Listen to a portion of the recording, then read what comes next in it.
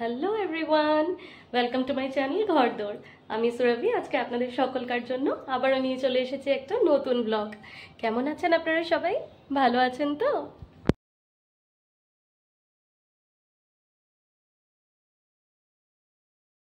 Just lunch করে উঠলাম, সবার খাওয়া দাওয়া হয়ে গেছে, আর বেদকে একটু ঘুম পাড়িয়ে দিয়েছি।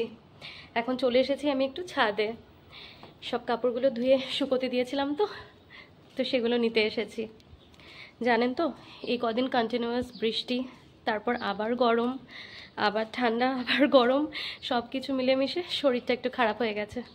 তবে আশা করছি খুব তাড়াতাড়ি ঠিক হয়ে যাব। জানেন তো, আজকে আমার একটা প্ল্যান আছে আপনাদের সবাইকে এক জায়গায় ঘুরতে নিয়ে যাওয়ার। ব্লগটা দেখতে থাকুন, তাহলে বুঝতে পারবেন যে কোথায় ঘুরতে নিয়ে যাব আপনাদেরকে। ততক্ষণে কাপড়গুলো তুলে নিই, তারপর আপনাদের সঙ্গে আবার গল্প করছি। কাপড় তোলা হয়ে গেছে আমার, দেখতে পাচ্ছেন আপনারা। তো এখন একটু গিয়ে ভাবছি রেস্ট করব। জানেন তো, এখানে আসার পরে বেদটা এত দুষ্টুমি করছে, কি বলবো, একদম সামলাতে পারছি না। আর জায়গাটা চেঞ্জ হয়েছে বলে হয়তো মাদের কাছেও ঠিকমতো থাকতে চাইছে না, বারবার আমাকে খুঁজছে। তো আমি ওকে ছেড়ে একদম নড়তে পারছি না। তাই যখন ঘুমোয় মনে হয় আমি একটু রেস্ট করে নিই। তো আপনাদের সঙ্গে আবার বিকেলে দেখা হচ্ছে, এখন একটু রেস্ট করব। সন্ধে হয়ে গেছে আর মা এখন পুজো করছেন, আর বেদ কন্টিনিউয়াসলি বাইরে দাঁড়িয়ে মার কাছে পুজোর জিনিসগুলো চাইছে। যখনই ঠাকুর ঘরে ঘন্টার আওয়াজ পাবে তখন বেদ যেখানেই থাকুক সামনে এসেই পড়বে। ওর যে কী ভালো লাগে পুজো দেখতে, কি বলবো আপনাদেরকে। রানা বসে আছে, চায়ের অপেক্ষা করছে। বাবাও এদিকে রুমে আছে, আই গেস। একটু দাঁড়ান, হ্যাঁ রুমেই আছে বাবা, মোবাইল দেখছেন। আর আমার কাজ হচ্ছে গিয়ে চাটা বানানো। তো আমি সবার জন্য চাটা তৈরি করি গিয়ে। ততক্ষণ মা পুজোটা দিক, আপনারা দেখুন। দেখেছেন, কন্টিনিউয়াস হাত বাড়িয়ে জিনিস চাওয়ার জন্য দাঁড়িয়ে রয়েছে ঠাকুর ঘরের সামনে। আমি চলে এসেছি কিচেনে দেখতে চাটা কতটুকু হলো। জানেন তো, আমি ঝটপট করে চা করতে পারি না। সবাই বলে এত টাইম লাগাস চা বানাতে, কিন্তু সত্যি কথা বলতে কি জানেন তো, চা পাতাগুলো ঠিকঠাক করে না ফুটলে চায়ের স্বাদটা ঠিক ভালো আসে না। যখন চা এক কাপ দেই রেডি করে, তখন ঠিক সবাই বলবে সত্যি তোর মতো চা কেউ বানাতে পারে না। যাই হোক, চাটা অলমোস্ট হয়ে এসছে। তো এখন আমি এর মধ্যে দিয়ে দেবো একটু করে এলাচ গুঁড়ো। কখনো আপনারা এলাচ গুঁড়ো একটু দিয়ে দেবেন চায়ে, চা করার সময়, দেখবেন কি ভালো লাগে ফ্লেভারটা। এই এলাচ গুঁড়োটা মা কলকাতা থেকে এনেছিলেন, এখন যদিও শেষের পথে, তবে খুব ভালো। জানেন, গন্ধটা এত ভালো যে কোনো কিছুতে এলাচ দিতে গেলে আর এলাচ গুঁড়ো করার মাথা ব্যথাটা থাকে না, এটা দিলেই হয়ে যায়। কি সুন্দর হয়েছে না চায়ের রঙটা। চায়ের ওয়েট করতে না পেরে রানা সোজা কিচেনে চলে এসেছে দেখতে চা হলো কি না। তো চা হয়েই গেছে, মায়েরটা আলাদা করে নামিয়ে তারপর চিনি দিয়ে বাকি সবারটা নামাবো। এখন চাগুলো ঢেলে নিচ্ছি, ঢেলে সবার জন্য ড্রয়িং রুমে নিয়ে যাচ্ছি।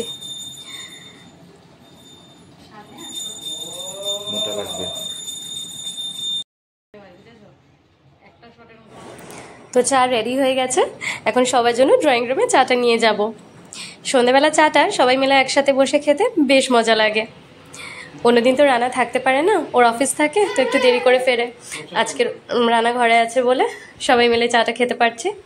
দেখেছেন বেদটাকে, যখনই ওর সামনে চা নিয়ে রাখবো তখনই ওকে বিস্কিট ডুবিয়ে চার মধ্যে খেতে হবে। যাই হোক, এখন ঝটপট চাটা খেয়ে নিয়ে রেডি হয়ে যাব, কারণ আমি রেডি হয়ে আবার বেদকে রেডি করতে হবে। আপনাদেরকে বলেছিলাম না এক জায়গায় নিয়ে যাব, তো আমি রেডি হয়ে গেছি, রানাও রেডি হয়ে গেছে। এখন বেদকে রেডি করব, আর ওদিকে মাও রেডি হয়ে যাচ্ছে। মা যাচ্ছেন আমাদের সাথে, তবে বাবা যাচ্ছেন না, প্রচণ্ড গরম। তো বাবা বলছে তোমরাই ঘুরে এসো, আমি আর আজকে যাব না। তো চলুন বের হয়ে পড়ি। চলে এসেছি নওগাঁর বিখ্যাত হনুমান মেলাতে, এখানেই আপনাদেরকে আনার কথা দিয়েছিলাম। যাই হোক, আজকে 3 দিন বৃষ্টির পর এত ভিড় হয়েছে এখানে যে গাড়ি পার্ক করার একদম জায়গা পাওয়া যাচ্ছিল না। আর এসব করতে গিয়ে রানা মোবাইলটা গাড়িতে ভুলে চলে এসেছে। তো যাই হোক, রানা গেছে এখন ফোনটা আনতে, আর আমরা ভাবলাম ওয়েট না করে টিকিটটা করে আমরা ভেতরে ঢুকে যাই। তো যাই হোক, আমরা ঢোকার সাথে সাথেই রানাও জয়েন করলো এসে। চলুন মেলাটা ঘোরা যাক। আপনারাও কিন্তু সাথে সাথে ঘুরবেন, দেখবেন মেলাটা কেমন লাগে। জানেন তো, এই মেলার গল্প ছোটবেলা থেকে বড় হওয়া অবধি মায়ের মুখে এতবার শুনেছি যে মেলাটা নিজে তো ঘুরতে আসতে পারিনি, কখনো হয়ে ওঠেনি আর কি এই সময় আসা নগাতে, কিন্তু আমি অলমোস্ট ঘুরেই ফেলেছি মেলাটা মায়ের গল্পে গল্পে। এই দেখুন, এই দোকানটা অনেকগুলো ঠাকুরের ফটো ফ্রেম দেখতে পাচ্ছি, সাজগোজের জিনিস। জানেন মেলাতে কেনাকাটা কতটুকু কে করে জানি না, তবে মেলাতে মনে হয় সবাই ঘুরতে আসতে খুব ভালোবাসে। এই সবকটা জিনিস একসাথে সাজিয়ে রাখা দেখতে এত মজা লাগে। দেখেছেন, ভাবছি এখান থেকে একটা ফ্লাওয়ার ভাস কিনবো। জাপিটাও কি দারুণ লাগছে না? এটা হচ্ছে আমাদের আসামের জাপি, সত্যি খুব সুন্দর লাগছে দেখতে। শুধু গরমটা যদি একটু কম হতো তো আরও ভালো লাগতো। বেদও খুব এনজয় করছে মেলাটায় এসে, আর বিশেষ করে বাচ্চাদের কতগুলো রাইডস ছিল ওখানে, দেখেছেন এটা কি মজা লাগছে না? জলের মধ্যে বাচ্চাগুলো কি এনজয় করছে। আমার বেদ সোনাটা আর একটু বড় হলে ওকেও আমি এখানে ওঠাতে পারতাম। তো যাই হোক, বেদটা তো এখন ছোট। আমি কিন্তু কন্টিনিউয়াসলি খুঁজছি যে আমার বেদকে কোনো একটা রাইডে যদি ওঠাতে পারা যেত। দেখুন, এই দোকানটা চোখে পড়লো রাইডসগুলো খুঁজতে খুঁজতে। কত কানের ঝোলানো এখানে। ভাবছি কয়েকটা কানের কিনবো। আমার না কানের কেনা খুব কম হয় জানেন, হ্যান্ডকাফ বলুন বা অন্য ড্রেসেস বলুন সব কিছু কেনা হয়, কিন্তু জানি না ম্যাচ করে ইয়াররিংস কিনতে আমি কেন ভুলে যাই সব সময়। তো আজকে ভাবলাম কয়েকটা ইয়াররিংস কিনে নিই। আরেকটা সমস্যা কি জানেন, ইয়াররিংস কিনতে আসলে সব সময় সব কিছু ড্রেসের কালার আমি গুলিয়ে ফেলি। আমি ভুলেই যাই যে আমার কাছে কি ড্রেস আছে আর তার কি কি কালার্স আছে। তো যাই হোক, মোটামুটি কয়েকটা তুলে নিয়েছি ইয়াররিংস, আরও দেখি কি কি পছন্দ হয়। তো ইয়াররিংস কেনা হয়ে গেছে আমার। ফাইনালি একটা রাইড পেয়েছি, আমার সোনা বাবাটাকে এই রাইডটার মধ্যে উঠিয়েছি। দেখুন তো, তবে বেদের মুখের এক্সপ্রেশন দেখে সত্যি আমি কিছু বুঝতে পারছি না যে ও এনজয় করছে, ভয় পাচ্ছে না বিরক্তি পাচ্ছে। আপনারা বুঝতে পারলে নিশ্চয়ই জানাবেন কমেন্ট করে যে বেদের তখন কেমন ফিল হচ্ছিল। আমার আবার ভেতরে ভেতরে একটু ভয় ভয় লাগছিল। আগে তো বেদ কখনো এমন রাইডসে ওঠেনি, তো মাথাটা তো আবার ঘুরছে না, তো কারণ বলতে তো পারবে না ঠিক করে বুঝিয়ে। তো আমি ঝট করে থামিয়ে দিতে বলাতে রানা একটু খারাপ পেলো, তাই ভাবলাম যে আরেকটা এরকম ধরনের রাইড খুঁজে ওকে উঠিয়ে দিই। বেদ এমনিতেও কাজ পছন্দ করে। আর দেখুন, লাকিলি ওর ড্রেসের সাথে ম্যাচ করে কালারটা, মানে কারের কালারটা ম্যাচ হয়ে গেল ওর ড্রেসের সাথে। তো মনে হলো ওর ভালোই লাগছিল রাইডসগুলো।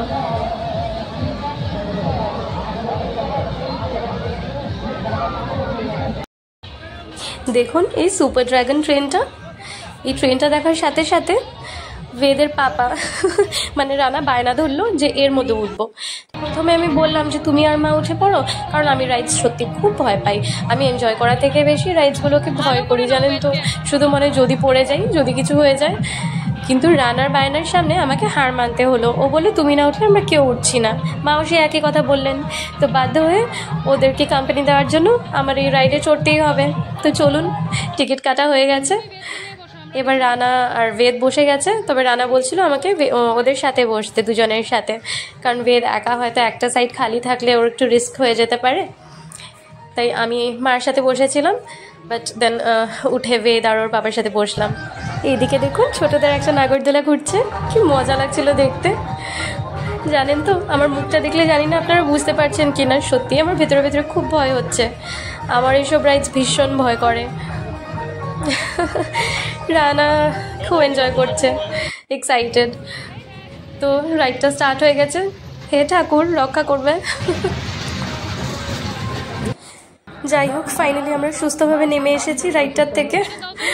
এখন বেদের জন্য একটা বেলুন কিনছি।